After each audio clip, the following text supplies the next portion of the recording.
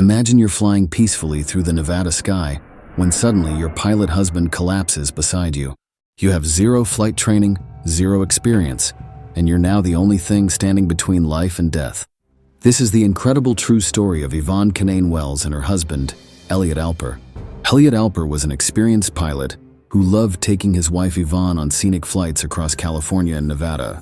Yvonne had flown with Eliot countless times, but she had never touched the controls.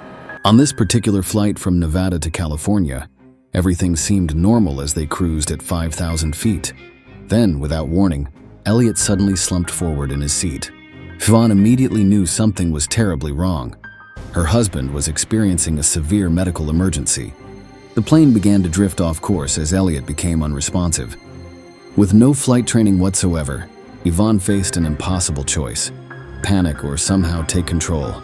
Yvonne grabbed the radio and made a desperate Mayday call to air traffic control. The air traffic controllers immediately recognized the gravity of the situation. Step by step, they began guiding Yvonne through the basics of flight control. First, they taught her how to level the wings and maintain altitude. Then came the most challenging part. They had to guide her through an emergency landing procedure. Against all odds, Yvonne successfully brought the aircraft down safely. Emergency medical personnel were waiting on the ground to immediately assist Eliot. Thanks to Yvonne's incredible courage and the expert guidance of air traffic control, both lives were saved. This remarkable story proves that ordinary people can do extraordinary things when lives are on the line. Yvonne Kinane-Wells went from passenger to pilot in the most intense way possible, and her quick thinking saved the day.